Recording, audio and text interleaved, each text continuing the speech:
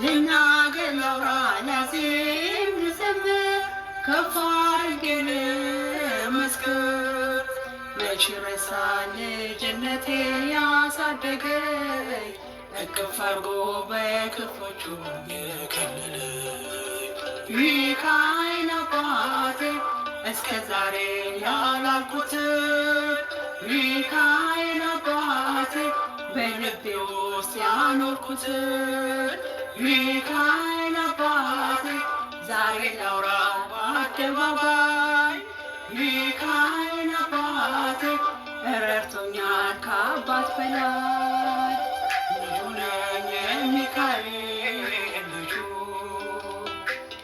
በቤቱ ያደግኩኝ በደጁ